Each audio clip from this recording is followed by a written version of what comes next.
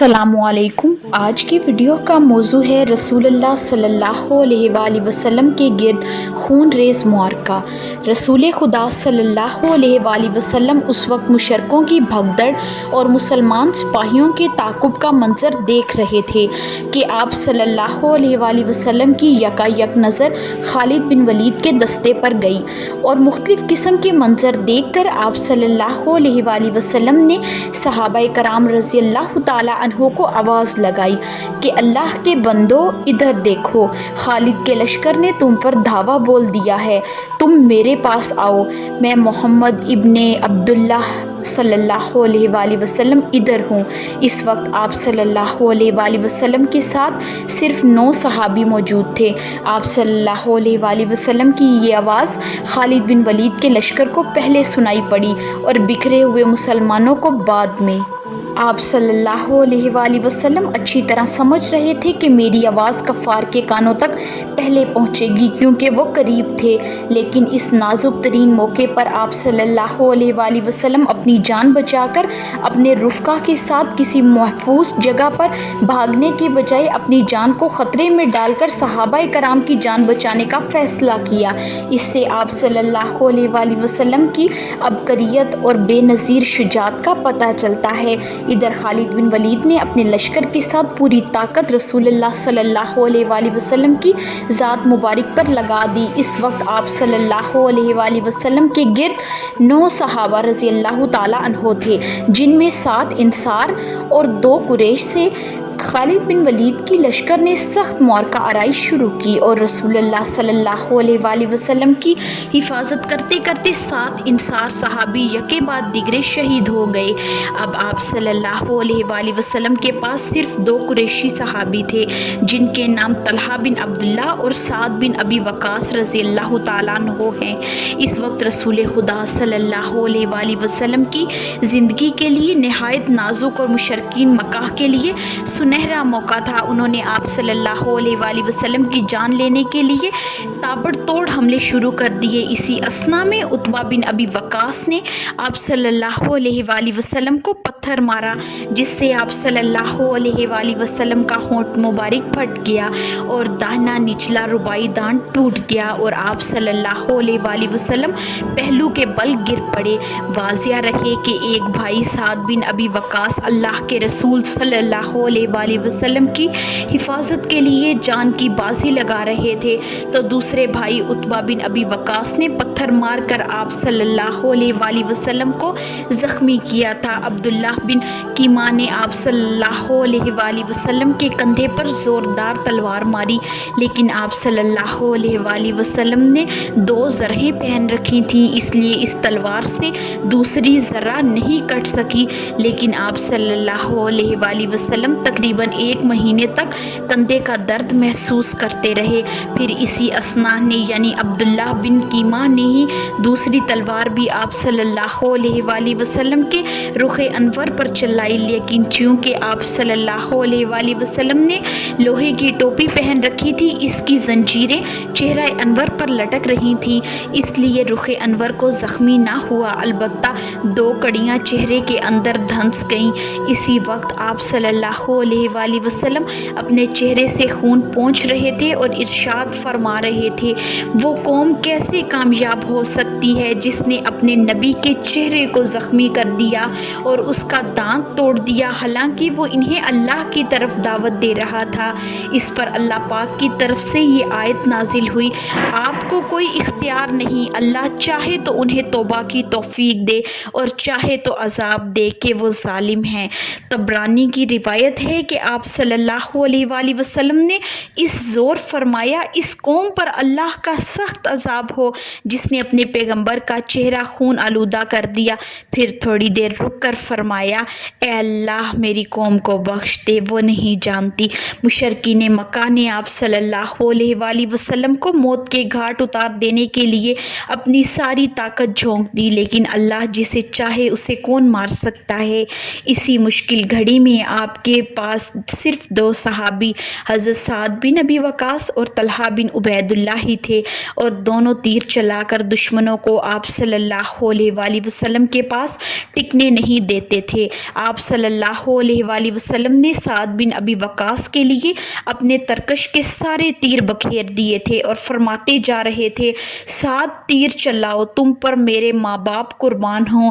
حضرت سعد بن ابی وقاص کا یہ مقام ہے کہ ان کے سوا آپ صلی اللہ علیہ وآلہ وسلم نے کسی دوسرے کے لیے ماں باپ کے قربان ہونے کی بات نہیں کہی۔ جہاں تک طلحہ بن عبید اللہ رضی اللہ تعالیٰ عنہ کی بات ہے تو ترمذی کی روایت ہے کہ رسول اللہ صلی اللہ علیہ وآلہ وسلم نے ان کے بارے میں اس روز فرمایا، جو شخص کسی شہید کو روئے زمین پر چلتا ہوا دیکھنا چاہے وہ طلحہ بن عبید اللہ کو دیکھ لے۔ حضرت طلحہ رضی اللہ تعالیٰ عنہ کو 39 یا 35 زخم اس روز لگے تھے اور ان کی پچھلی اور شہادت کی انگلی شل ہو گئی۔ اس درد کی وجہ سے ان کے منہ سے ہس یعنی کہ سیخ کی آواز نکلی تو رسول اللہ صلی اللہ علیہ وآلہ وسلم نے فرمایا، اگر تم ہس نہیں بسم اللہ کہتے تو فرشتے تمہیں اٹھا لیتے اور لوگ دیکھتے رہتے۔ حضرت ابو بکر رضی اللہ تعالیٰ عنہ جب احد کا ذکر کرتے تو کہتے کہ یہ جنگ مکمل طلحہ رضی اللہ تعالیٰ عنہ کے لیے تھی۔ اس نازک موقع پر اللہ رب العزت نے غیب سے اپنی مدد فرمائی۔ حضرت سعد رضی اللہ تعالیٰ عنہ کا بیان ہے کہ میں نے احد کے روز 2 آدمی کو سفید کپڑے پہنے ہوئے آپ صلی اللہ علیہ وآلہ وسلم کے ساتھ بہت سخت لڑائی لڑتے ہوئے دیکھا، اور میں نے اس سے پہلے یا اس کے بعد ان دونوں کو کبھی نہیں دیکھا۔ بخاری شریف کی روایت میں ہے کہ یہ دونوں حضرت جبرائیل علیہ السلام اور حضرت میکائیل علیہ السلام تھے۔ رسول اللہ صلی اللہ علیہ وآلہ وسلم کے ساتھ یہ حادثہ اچانک پیش آ گیا، اور جہاں تک صحابہ کرام رضی اللہ تعالیٰ عنہ کا سوال ہے تو وہ آپ صلی اللہ علیہ وآلہ وسلم کی آواز سن کر آپ صلی اللہ علیہ وآلہ وسلم کی طرف آندھی اور طوفان کی طرح دوڑتے ہوئے پہنچے۔ سب سے پہلے پہنچنے والوں میں آپ صلی اللہ علیہ وآلہ وسلم کے غار ثور کے دوست حضرت ابو بکر رضی اللہ تعالیٰ عنہ تھے، اور ابو دجانہ، حضرت عمر بن خطاب، حضرت علی، موصب بن عمیر، مالک بن صفوان، سہل بن حنیف، قتادہ بن نعمان، حاطب بن ابی بلتع، ابو طلحہ اور حضرت ابو سعید خدری کے والد ام عمارہ رضی اللہ تعالیٰ عنہ فوراً رسول اللہ صلی اللہ علیہ وآلہ وسلم کے پاس پہنچے اور آپ صلی اللہ علیہ وآلہ وسلم کے گرد ایک باڑ بنا دی اور دشمن پر زور حملے روکنے میں انتہائی جواں مردی سے کام لیا۔ ادھر مشرکین کی تعداد میں اضافہ ہوتا جا رہا تھا اور وہ بہت سخت حملے شروع کر دیے تھے، لیکن مسلمانوں نے اس موقع پر اپنی بے مثال جاننثاری کا ثبوت دیا۔ حضرت ابو طلحہ رضی اللہ تعالیٰ عنہ اپنا سینہ دشمنوں کی طرف کر کے رسول اللہ صلی اللہ علیہ وآلہ وسلم کے سینے اور جسم اطہر کی حفاظت فرما رہے تھے۔ وہ بڑے ماہر تیر انداز تھے، تیر چلا کر دشمنوں کو مار رہے تھے اور آپ صلی اللہ علیہ وآلہ وسلم سے انہیں دور کر رہے تھے۔ آپ صلی اللہ علیہ وآلہ وسلم کے پاس سے جب کوئی تیروں کا ترکش لیے گزرتا تو آپ صلی اللہ علیہ وآلہ وسلم اس سے کہتے کہ ابو طلحہ کے لیے اپنے ترکش کے تیر بکھیر دو۔ جب آپ صلی اللہ علیہ وآلہ وسلم اپنی قوم کی طرف سر اٹھا کر دیکھتے تو ابو طلحہ رضی اللہ تعالیٰ عنہ کہتے، آپ صلی اللہ علیہ وآلہ وسلم پر میرے ماں باپ فدا ہوں۔ آپ صلی اللہ علیہ وآلہ وسلم سر اٹھا کر نہ جھانکیں، آپ صلی اللہ علیہ وآلہ وسلم کو کوئی تیر نہ لگ جائے۔ میرا سینہ آپ صلی اللہ علیہ وآلہ وسلم کے سینے کے آگے ہے۔ حضرت ابو دجانہ رضی اللہ تعالیٰ عنہ کا حال یہ تھا کہ وہ آپ صلی اللہ علیہ وآلہ وسلم کے آگے کھڑے ہو گئے تھے اور اپنی پیٹھ دشمنوں کی طرف کر دی تھی تاکہ دشمن کا تیر آپ صلی اللہ علیہ وآلہ وسلم کو نہ لگے بلکہ ان کے پیٹھ پر لگے، اور اپنی جگہ سے ہلتے نہیں تھے۔ ابو دجانہ حضرت موصب بن عمیر رضی اللہ تعالیٰ عنہ اسلامی جھنڈا لیے ہوئے بڑی سختی کے ساتھ دشمنوں سے لڑ رہے تھے اور آپ صلی اللہ علیہ وآلہ وسلم سے دشمنوں کو دور کر رہے تھے کہ ایک مشرک نے موصب بن عمیر رضی اللہ تعالیٰ عنہ کے داہنے ہاتھ پر اس زور سے تلوار ماری کہ ہاتھ کٹ گیا۔